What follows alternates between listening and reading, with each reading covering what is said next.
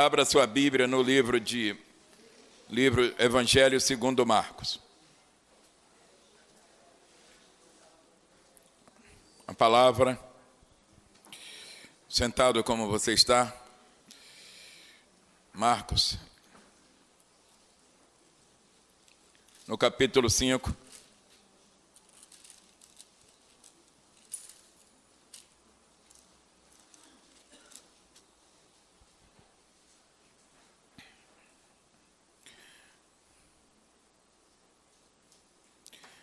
Versículo 21, tendo Jesus voltado no barco,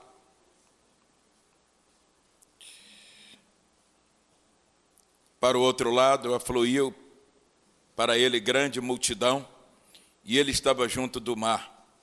Eis que se chegou a ele um dos principais das sinagogas. Ele se chamava Jairo, e vendo, prostrou-se. Vê a posição desse homem. Vê a postura desse camarada que se chamava Jairo. O que ele fez?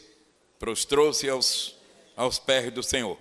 E uma outra coisa, um outro detalhe aí no versículo 23 é que diz que insistentemente, está escrito aí na sua Bíblia, amém? Insistentemente lhe suplicou: minha filhinha está à morte, vem, impõe as mãos sobre ela, para que ela seja salva. E além de ser salva, ela vai viver. Que Jesus disse, olha, tudo bem, mas arrumou uma historinha. O que Jesus fez? O que Jesus fez, irmãos? Jesus foi com Jairo. Jesus vai com você. Jesus vai com você, meu irmão. Jesus foi com Jairo. Jesus foi com Jairo. E eu estou dizendo o seguinte, pequeno título: tome o caminho da cruz, pois Jesus é a única esperança. Jesus é a nossa única esperança, irmãos. Coloque isso no teu coração. Cada dia, em cada momento de lutas, em cada problema que surgir, lembre-se de que Jesus é o quê? O que eu falei? É a única esperança. Jesus é a única esperança. No tempo de Jesus, naquele tempo que ele andava aí, obrigatoriamente, o chefe de uma sinagoga teria que ser um homem primeiramente culto. Não podia ser baiano. Não tinha como. Tinha que ser um homem culto e também, digamos, de destaque na sociedade, né? E tudo indica que, por ser chefe de uma sinagoga era lugar de ensinamentos, né? E de cultos. Jairo era um homem culto, homem de posição social elevada. Mas era muito comum, irmãos, esse tipo de gente, criar oposição a Jesus. Essas pessoas sempre criavam oposições em relação a Jesus.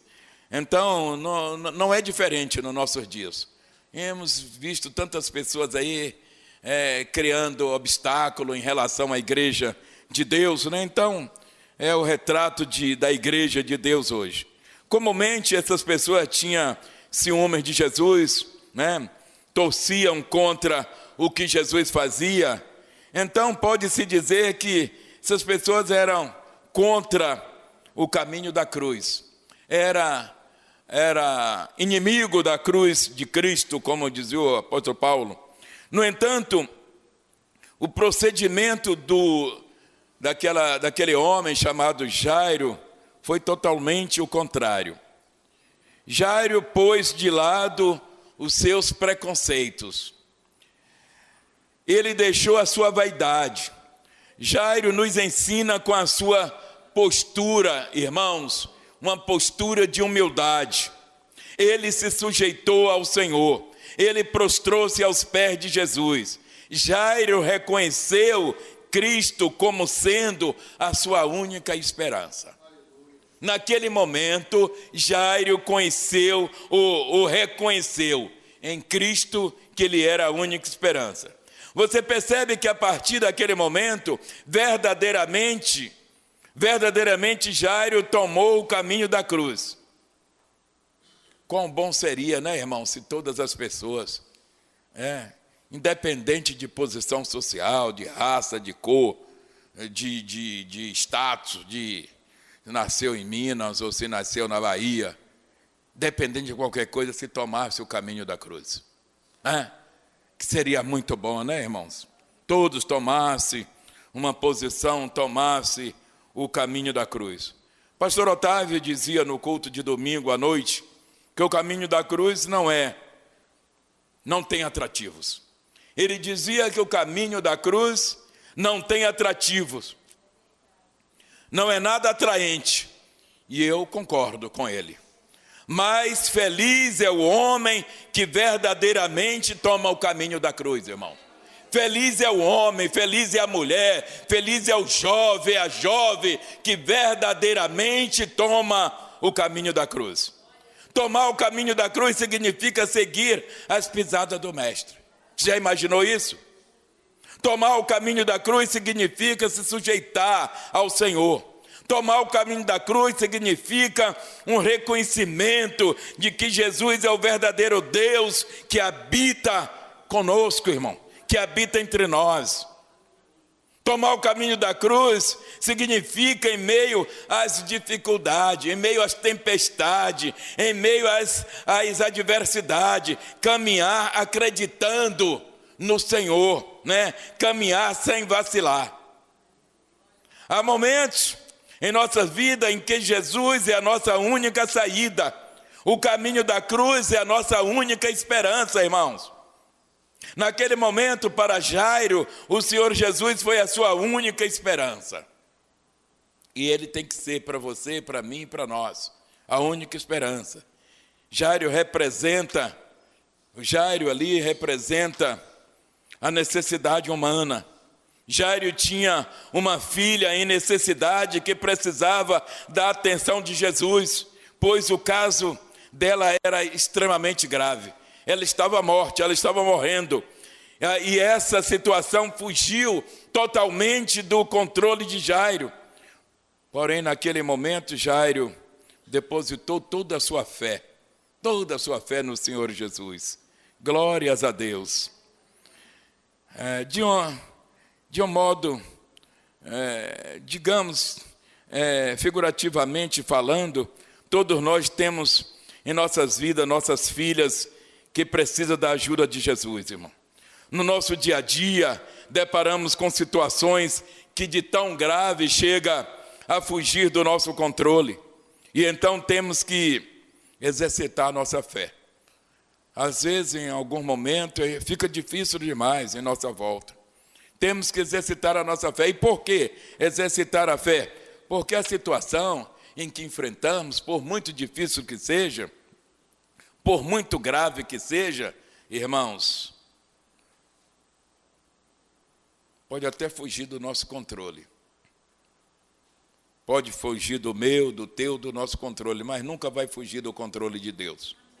Nunca vai fugir do controle de Jesus, irmão. Nunca. Quando você faz uma viagem aérea, né, você toma um avião para viajar, quando o avião vai penetrar naquelas grossas nuvens, é uma turbulência horrível. Muitas das vezes se ouve aqueles anúncios, né?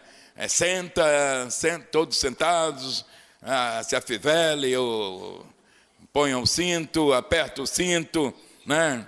E etc.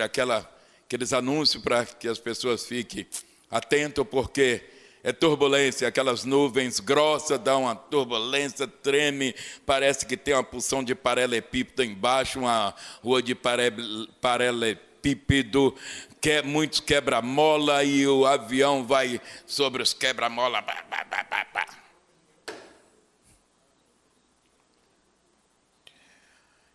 De certa feita, para preparar o nosso espírito, Jesus disse, lá em João, capítulo 16, verso 33. Essas coisas vos tenho dito para que tenhais paz em mim. Senhor Jesus, em meio aquele povo e com seus discípulos, ele dizia: essas coisas vos tenho dito para que tenha paz em mim. E ele só faltou dizer: sabe por que, gente, eu estou dizendo isso? Porque no mundo passais por aflições. Ele, para dar ânimo, avisar os seus discípulos, ele disse: no mundo passais por aflições, mas fiquem frios. Ele não falou isso, fique frio, eu que estou dizendo, mas faltou, alguém dizia: olha, está escrito que aconteceu isso e isso e isso, e a pessoa que estava ouvindo, quem estava falando disso, estava escrito na palavra. Aí quem estava ouvindo disse: onde é que está escrito? Não sei, mas não está escrito. Se não está escrito, deveria estar. Se não está escrito, deveria estar, Pois bem, mas o Senhor Jesus também não está escrito, que ele disse que fiquem frios. Ele disse: tendes bom ânimo. É como se ele dissesse: aperte o cinto, afivele o cinto, afivele o cinto, porque daqui a pouco tudo isso vai passar. Porque ele disse: eu venci o mundo. Glórias a Deus. Ele disse: eu venci o mundo. Isso irmãos, falando para nós, e que nós com ele também venceremos todos esses obstáculos. Muitas vezes essas turbulências, essas aflições de que disse Jesus, são tão fortes, mas tão fortes, que a impressão é que nem o cinto de segurança vai aguentar o tranco, Pois parece que estamos no olho do furacão. E por essa razão, disse o salmista, no Salmo de número 116, que não foi esse que lemos, não foi esse que o Senhor quisesse que nós lemos. Houve uma... qual é a palavra que eu aplico aí? Não foi difícil para mim, mas como o pastor Luiz Carlos não entendeu, mas pedi esse salmo. E, no entanto, ele trouxe o 16, mas foi o Salmo 16. Foi o Salmo 16 que o Senhor, a vontade de Deus para nós lermos nessa manhã. Foi o Salmo 16 em que nós lemos. Eu tinha pedido o 116. Mas no 116, no versículo 3, disse: laços de morte me cercaram. O salmista disse: irmãos, laços de morte me cercaram, angústia do inferno se apoderaram de mim. E ele disse mais: eu caí em tribulação e tristeza. Tamanha era a aflição do salmista. Mas qual foi a saída do salmista, irmãos? Qual foi a saída que ele encontrou? Ele disse... Ele depositou a sua confiança, a sua fé no Senhor. Ele disse: eu invoquei o nome do Senhor. Ó Senhor, livra-me a alma. Glórias a Deus. O salmista disse para Deus: ó Senhor, livra-me a alma. Irmãos, isso não é outra coisa senão tomando o caminho da cruz. Irmãos, em algumas vezes na vida chegamos ao limite. Todavia, quando dizemos não tem mais jeito, essa frase traduzida quer dizer: esta é a hora de Deus. Quando você acha que não tem mais jeito, meu irmão, essa é a hora de Deus. Possa ser que você esteja vivendo a hora de Deus. Amém? Possa ser que hoje, você que está aqui, esteja vivendo a hora de Deus. Possa ser que você esteja se sentindo exatamente no teu limite, irmãos. E hoje está dizendo com teus botões: estou exausto, estou sem força para lutar, isto não tem mais jeito. Eu vou te dizer uma coisa, meu irmão.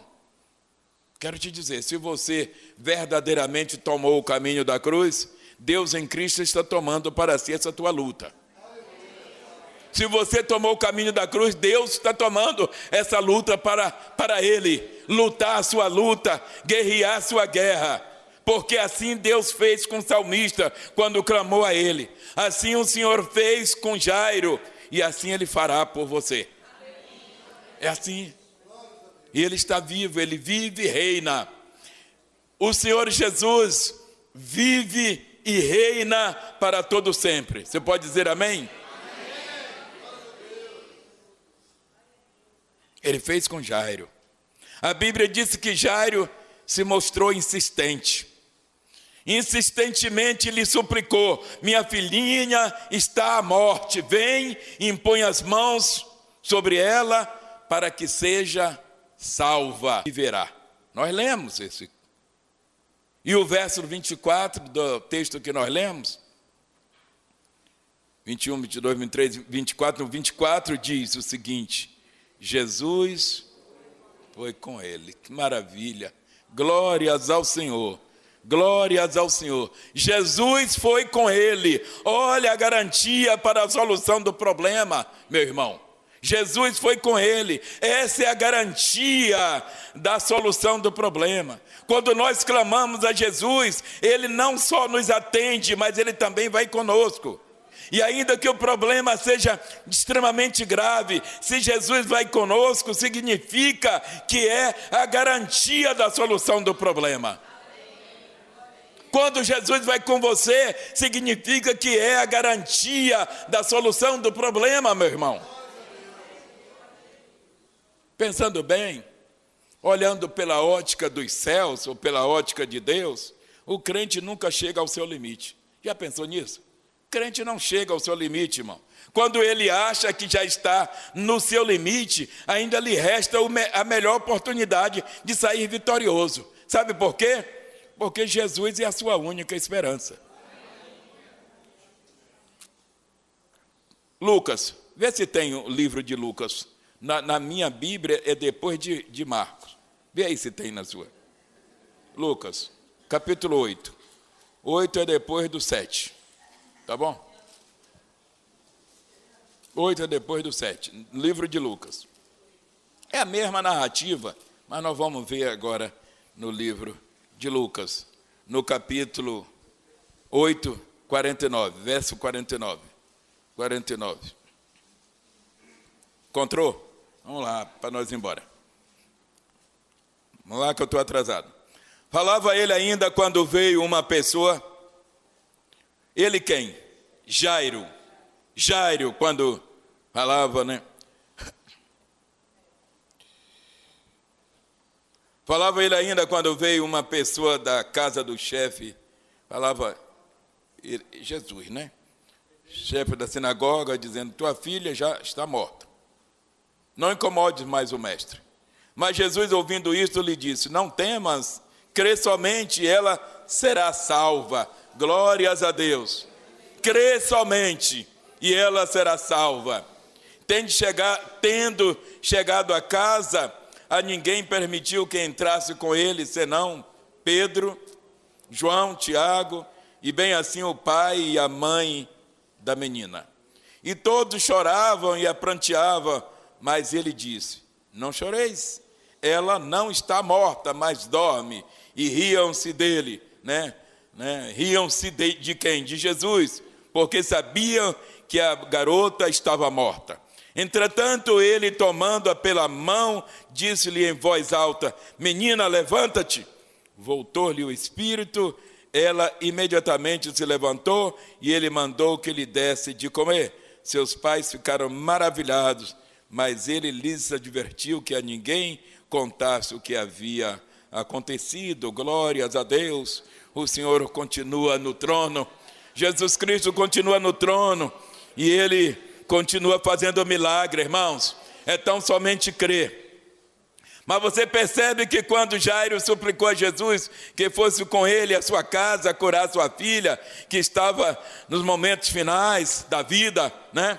Estava à morte, diz a palavra, Jesus foi com ele. Ocorre que no trajeto, irmão, Jesus gastou muito tempo ali no trajeto, né? Primeiro, uma multidão de pessoas o acompanhava, então ele não podia, digamos, apertar o passo, né? Andar rápido. E segunda coisa que a Bíblia diz que no trajeto Jesus curou uma mulher que há 12 anos sofria de uma hemorragia. Você conhece a história, o texto. Com isso passou muito tempo no trajeto, né? Sabe por quê, irmão? O trânsito estava engarrafado. O trânsito estava engarrafadíssimo e não tinha como Jesus chegar rápido. Mas em inúmeras vezes, irmão, nós achamos que o trajeto entre a nossa oração, ou entre as nossas orações e o resultado delas, é longo demais, não é isso?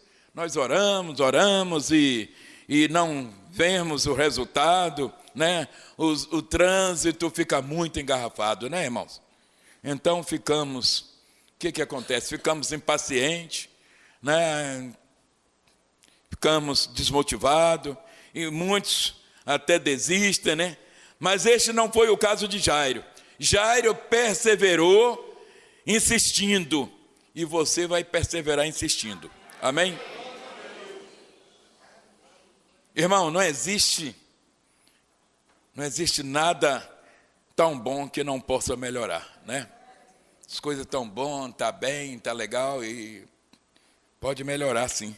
Mas também não existe nada tão ruim que não possa piorar. Também tem isso, né? Mas agora chega a notícia a Jairo dizendo: tua filha morreu, tudo está acabado, pode dispensar o mestre. O que estava ruim para Jairo piorou, né, irmãos? Agora piorou. Imagine o desespero daquele homem. Imagine o desespero de Jairo ao ouvir que por causa dos minutos perdidos na viagem, a sua querida filha faleceu.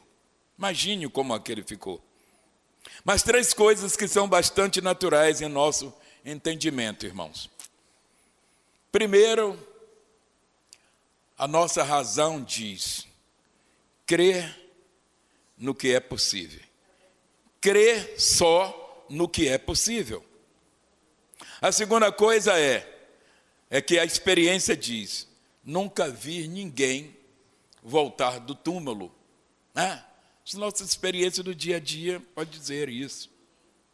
A terceira coisa, as emoções diz: terrores de morte me assaltam, como está escrito lá no Salmo 116, verso 3. Terrores de morte me assaltam. Enquanto que Jesus diz: crê somente em mim. Crê somente em mim. Eu sou a única esperança.